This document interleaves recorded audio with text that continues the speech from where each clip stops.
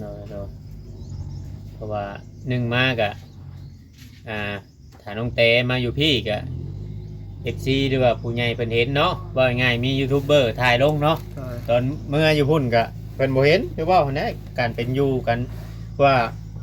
คนเฮาคุมื้อนี้กะการใช้จ่ายมันหยังมันกะแพงหั่นแหละคือเว้าหั่นแหละหยังก็มันน้ำมันแพงเนาะมันต้องได้ใช้เงินคุมื้อตอนนั้นบางคนเพิ่นก็คอมเมนต์มาอยู่เงินนั้นน้องเต ฝากติดตามเบาโอลิแหน่เด้อพี่น้องเบิดสุปูสุคนว่ามอบเงินให้น้องเตเป็นที่เรียบร้อยแล้วพี่น้องเนาะก็คือว่ารอพังเบิงขึ้นเทือนแล้วน้องเตเนาะสิเป็นอะไรเดี๋ยวเฮาก็แจ้งบอก FC เติมอีกเพราะว่าทางเงินFC ก็รอเบิงอยู่ได้เพิ่นก็เป็นห่วงอยู่ได้ในเรื่องแข่งเรื่องคานเพราะว่าทางน้องว่าคำว่าฝนตกแล้วมันสิเจ็บบ่แม่นี่แม่ว่ามันแดดออกแม่กับบ่เจ็บกับแบบฝนตก2 มื้อปวดแบบมันปวดเชิงหัวเข่าอีกอยู่ว่านี่มันก็บ่ได้ปวดเชิงหักนี่นะปวดอยู่ว่าหัวเข่ารุดโบกนี่โดยมันปวดลงมาเชิงฮอดนี้แล้วก็ฮอดนี้นี่ก็บ่เป็นหยังเพิ่นใช้ยาวแต่บอกเจ้าหูอยู่จะเห็นบ่นี่ก็เพิ่นปานะคืนโอ้มันต้องได้เบิ่งฟิล์มเนาะน้องแต่พิมพ์เก่าตะกี้เอาไว้อยู่บ่นี่เลยบ่ได้จังเบิ่งเนาะมื้อหน้าก่อนเบิ่งแต่เพิ่นก็สินั่นแหละเฮาไปบอนเก่าเฮานี่ก็เพิ่นก็สินั่นเนาะเพิ่นก็สิกวดง่ายแน่ว่าง่ายซะแม่นคือน้องว่าสิไปกวดอยู่พุ่นหลายคนก็ว่าไปกวดอยู่วังเก่าจะเด้อแม่นอยู่บอนเก่าหั่นแหละจังง่ายจังง่ายคือแต่ว่าเฮาก็ต้องฮู้จักบุญคุณเพิ่นแล้วก็เฮ็ดความดีเนาะบัดนี้เนาะโดยแนวใดฮู้จักทำความสะอาดเฮือนชานแล้วก็เฮาสิเบิ่งไปเรื่อยๆบัดมันแห้งมันหยังเจ้าก็ให้ทั้งน้องบอยหาเก็บมันพวกขับกล้วยหาวนี่จุเด้อจุเบิ่งเงินปิวไปได้ฮะกล้วยนี่น้องแบบสิแปลงมานะโดยตัวใดมันอันนั้นเลยน้องสิตัดโดยเพราะว่าหนึ่งมากอะถ้าน้องเตมาอยู่พี่กะFC หรือว่าผู้ใหญ่เพิ่นเห็นเนาะว่าง่ายมียูทูบเบอร์ถ่ายลงเนาะตอนเมื่ออยู่พุ่นกะเพิ่นบ่เห็นหรือว่าหั่นแหละการเป็นอยู่กันว่าคนเฮาคุมื้อนี้กะการใช้จ่ายมันหยังมันกะแพงหั่นแหละคือเว้าหั่นแหละหยังก็มันน้ำมันแพงเนาะมันต้องได้ใช้เงินคุมื้อตอนนั้นบางคนเพิ่นก็คอมเมนต์มาอยู่เงินนั้นน้องเตเบิดได้บ่ FC มอบให้ตะกี้ไว้ไปหาหมอก็เมื่อพุ่นเจ้าก็ไปอยู่บ่ไปนี่ก็ไปว่างให้เพื่อนว่างยาแบบว่าเฮาคิดแต่ว่าเฮาต่อยาอยู่พุ่นเนาะต่อยาเขาจ้อยเฮาไปใส่ว่าไปเขาจ้อยเฮาบ่จ่อยเราไปซื้อร้อยมากินนั่นแหละพี่น้องเนาะเข้าใจน้ำกัน FC ก็ได้พอไปหุ้นเนาะคือว่าเรื่องเงินเบิดบ่เฮาไปเฮาก็ต้องเฮ็ดแบบอีหยังก็เพิ่นแบบผูกแขนนะหับควันนะแล้วก็ไปสู่รถน้ำผูกแขนเจ้ามันบ่แม่นพอเมื่อพูดในเฮ็ดผูกแขนอีกแม่นอ๋อเฮ็ดบ่ใหญ่ดอกแบบหาแต่แบบปู่ย่าซื่อๆมาแล้วก็ให้อันเนี่ยได้น้องเตคอยบอกเข้าใจความหมายแบบว่าเจ้าเมื่อพุ่นแหละเจ้าต้องเมื่อครอบเมื่อยังทั้งนั้นนำบ่ตอนน้องเมื่อช่วงว่าน้องออกจากห้องหมอแล้วเนาะน้องเมื่อแหละเพิ่นให้น้องไปสูบน้ำได้ก็มาอย่างก่อนว่าไงคือบ้านก็เมื่อเอิ้นเอาควันนะแล้วก็ผูกแขนไปซื้อแบบเครื่องใส้น้องแบบเป็นอู่นั่นนี่ตัวเป็นเปแต่ว่านอนอันนี้อันนั้นแล้วก็ซื้อตังแล้วก็รายยาเพิ่นซื้อก็ให้ยาไปซื้อบัดนี้การมาแบบนี้เนี่ยเจ้าได้คุยอย่างกับยากับยังแล้วก็ได้บอกอยู่บ่ว่าสมมุติว่าเมื่ออะไรแบบว่าเอาสิมาอยู่พี่เด้อนู่นนั่นนี่มันยังได้คุยอยู่บ่คุยกันอยู่ว่ากันคอมเมนต์ว่าไงคอมเมนต์ว่าลูกเพิ่นอยากเมื่อกะเมื่ออันนี้นะกับเมื่อลิ้นเมื่อหัวน้ำแม่น้ำพ่อนะเมื่อบ่แม่นว่าสิห่วงไว้ได้เพิ่นอยากเมื่อกะให้เพิ่นเมื่อคำเราอย่างเมื่อคือว่าเราเมื่อเสียแล้วตามเหตุตามปัจจัยเนาะคอมเมนต์ว่าคือน้องเมื่อเนี่ยค่ะรถมันผัดแพงคือกูเมื่อนี่แบบเฮาเมื่อผัดเถื่อเฮาเมื่อจริงที่ว่าเจ้าว่าสิเมื่อนี่อันคือว่าแล้วแต่ทั้งว่าผัวกับมาผัวสิเมื่อกับเมื่อผู้เดียว หรือว่าโดดโลนนำกับเมื่อแบบนี้เนาะ ยามมีเวียก เพราะว่า เวียกแล้วก็มือน้ำกันเนี่ย เพราะว่าเขาสิเดินไปเดินมาเป็นคู่ผัวเมียโลดนี่มันบ่ไหวเนาะ มันรวยค่ะรถ ค่ารถค่าใช้จ่ายนี่แหละมีแต่ว่านี่แหละตัวไรมันนั่นจำเป็นตัวไรมันนั่นก็เฮาก็คิดเบิ่งเนาะค่าใช้จ่ายมันแพงเพราะว่า ไป เฮา ไปสิเมื่อหรือบ่เมื่อก็ต้องเอาความจำเป็นหรือว่ามีเวียกบ่ต้องสมเหตุสมผลว่าสิเมื่อลิ้นซื่อๆจังซั่นจังซี่บ่ว่าผัวบ่ว่าเมียกับบ่อยากให้กลับไปกลับมาแบบบ่อยๆเนาะเอาเวียงไส แม่น ก็แม่นผู้หนึงเมื่อผู้หนึงอยู่ บ่ครับ เพิ่นเมื่อกับน้องอยู่ก็แม่นมีเวียกแล้วก็เมื่อได้เมื่อกันเบิดสอง โดย ก็แม่นว่าเดี๋ยวนี้เนาะคือว่าเพิ่นอยากเมื่อปลูกมันน้ำพ่อน้ำแม่เพิ่นก็เมื่อได้ อืม ตัวยามนี้เพิ่นปลูกมันแน่ เออเพิ่นเริ่มปลูกมัน เพิ่นเริ่มปลูกมัน อืม เบาจอยเฮานี่แหล้ว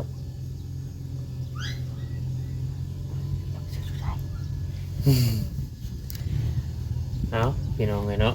ของบ่จอยบัดเอาหาก็มาตั้งบัดนี่ เดี๋ยวจะให้เบาจอยจบคลิปก่อนเนาะมีแต่ว่ามื้อนี้เพิ่นสิเข้ามาบ่บ่อยนะ เข้ามา เพิ่นว่าอยู่บ่ เราไปซื้อเครื่องมาเพิ่มมาจ้ะ แม่เพราะว่าแม่เพิ่นว่าแซ่บมาบอกเฮาอยู่เพิ่นสิซื้ออีหยัง เพราะว่ามันใกล้เลยมื้ออื่นเด้เนาะ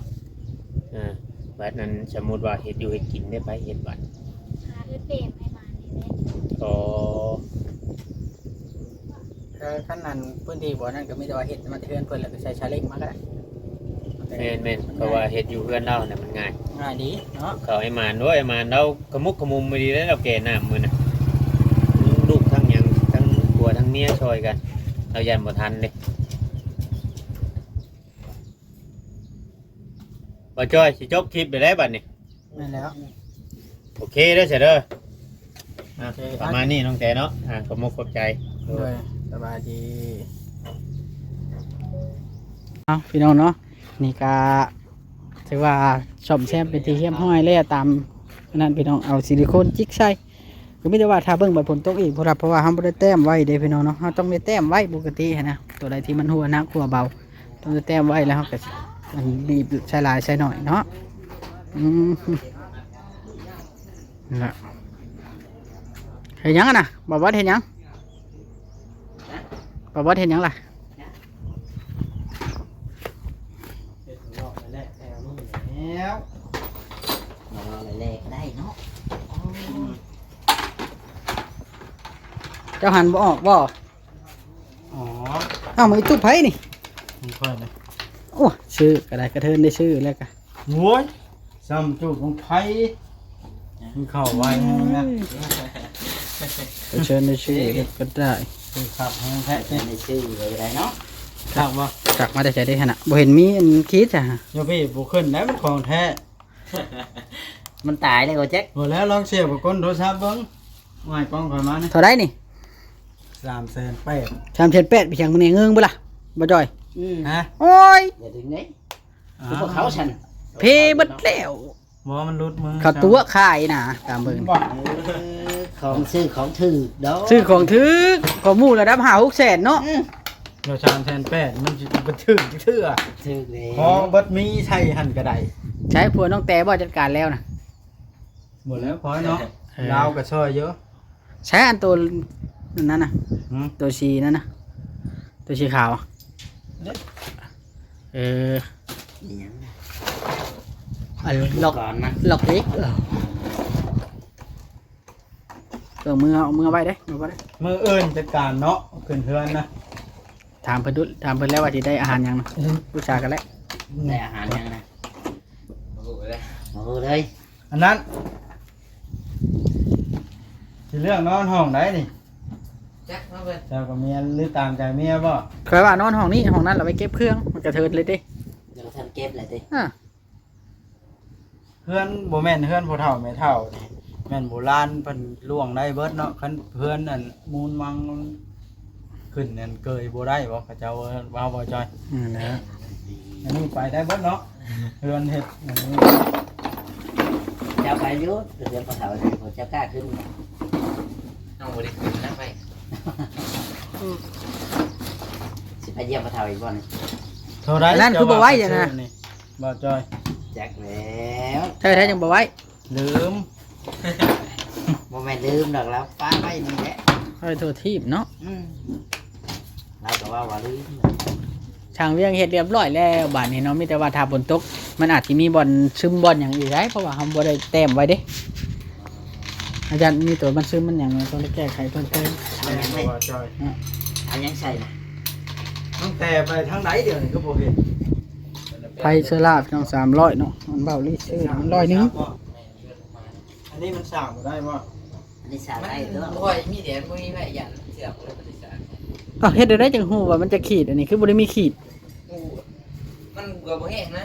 เดินไปมันก็ตาทำให้เลย มันก็เปิดไว้เนาะ ซ้ำมีแดดแต่ไม่ว่านี่มีแดด แดดมันบ่แห้ง เว้าบ่อันนี้น่ะมันบ่มีอันแนวแสดงสถานะว่าไผมันเต็มหรือบ่เต็มเนาะ สัมภาษณ์ว่าจอย Channel โอ้มาได้จังได๋ ไปได้คือบ่อยากมานํกันแต่ละมื้อ เป็นไหนว่าจะมาก็มาอยู่ มีได้เชิญมาตัวแก้วมั่งสร้างเวียงมั่งหัวเตรียมสิเฮ็ดดำเนินการละ เชิญเช่นยังนั่นนะ เฮ็ดเฮือนแล้ว เดี๋ยวทำไมตัวแก้ววะ มาช่วยมาช่วยเด้อ เออมาอยู่ สิบ้าจะบ่บ่จ่อย มาอยู่ไม่แล้วบอล มาอยู่หรือมาถ่ายคลิป มาถ่ายคลิป แม่นไม่แล้ว นั่นก็แม่นบ่สี่แปดนะ ใช่ล่ะสิแปดนะใช่บ่ได้แม่น ทำไมได้น้อย มากับทิ้ง แม่นคือกัน มันมาฮอดแล้วคุยเชื่อรถหมอนี้นะไอ้เอาไม้ยัดก่อนมาไผบ่ได้ข่าวมาแม่นอยู่มันเป็นไม้นี่เนาะ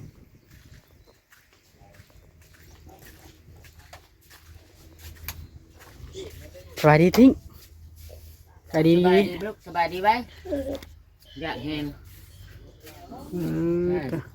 กระเจียจะเพิ่นกัดทิ้ง ไฟชื่อละนี่บ่ค่อยชื่อนะตัวนี้ตัวน้อยนี่หุ่งดีอยู่บ่นี่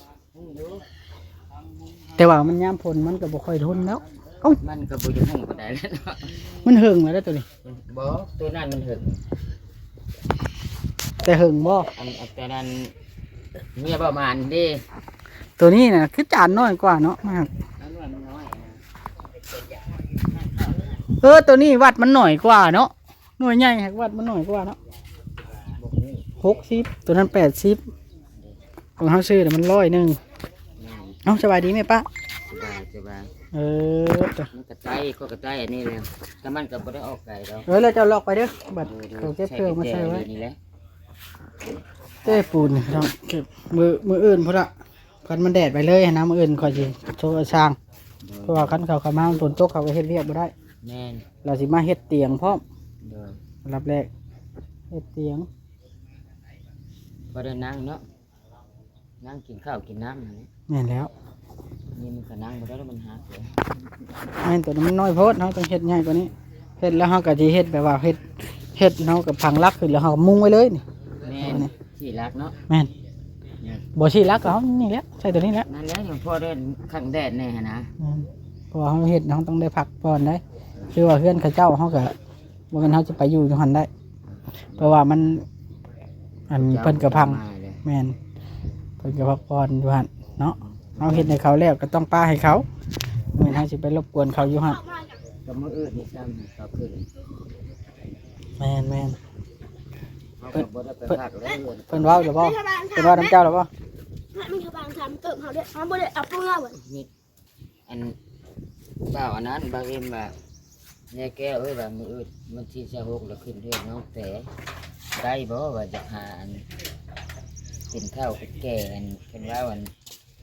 บ่มีหยังดอกเพิ่นว่าแจ้งขันมันหยังนะห้องเป็นที่เป็นคลองเพิ่นว่า อืม อันนี้แต่ทูละ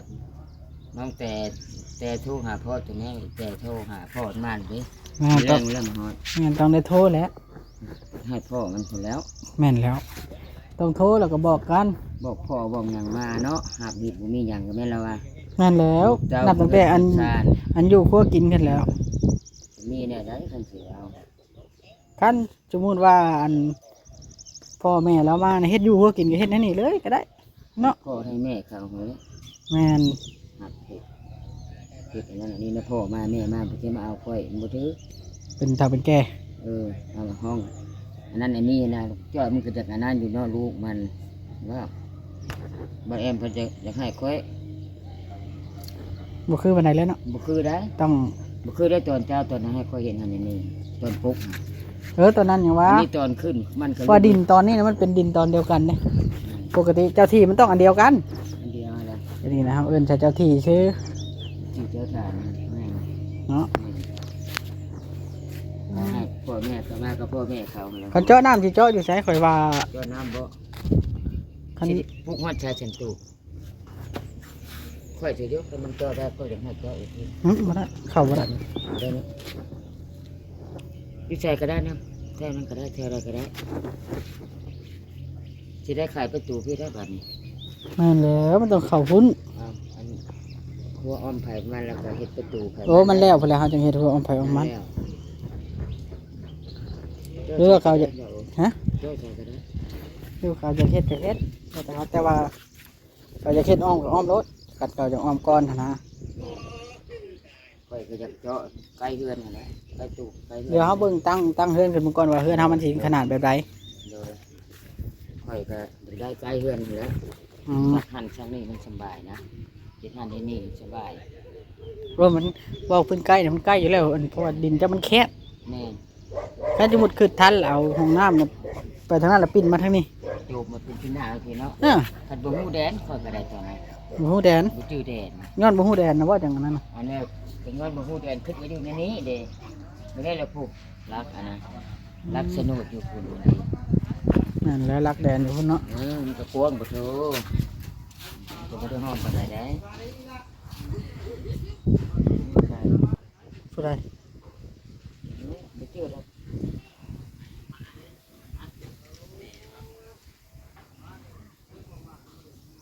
คุณ ลูกสาวเอ้ยเป้มบ่ บ่หลานลูกสาวลูกชายคุณนี่ก็หลังนั้นน้องเขาเป็น เออ ลูกชายใส่ ลูกของน้องแล้ว ลูกคนนี้นี่เลย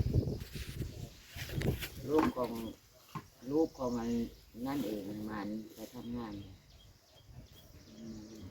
บ่จ้อยคือยิ้มเป็นปกติแท้บ่จ้อยยิ้มดูน่ะเห็นผู้สาวแล้วยิ้ม คือมันถ่ายนี่แล้ว ฮะ ลูกครับรุ่นนี้ก็จะต้องมีกันมันเล็กน้อยเหมือนกัน เออเอ้าบ้านนี้พี่น้องเนาะโอเคไม่ต้องแก้วจังใดก็เดี๋ยวสิขอโตวก่อนสิพาทางเวียงกลับก่อนวันนี้นะเพราะว่าทางเวียง เข้าหันน้ำนะ เข้าไปนาแล้ว แม่นี่แหละคนไทยก็ได้นาแถวนี้ แม่นเราถ่ายเตรียมบ้าน เตรียมบ้าน เนาะพี่น้องเนาะโอเคบ้านนี้พี่น้องเนาะมืออื่นเฮารีโซนัดช่าง เพราะว่าได้ข่าวว่าผลมันสิตกถึงเนาะจังใดก็อยู่ดีไม่แห้งบ้านนี้พี่น้องเลยเนาะฝากกดไลค์กดติดตามคือเก่าคือเดิมพี่น้องเนาะสบายดีพี่น้องเพื่อสู่ผู้สู่คนพี่น้องเลยนะโอเคพี่น้องเด้อ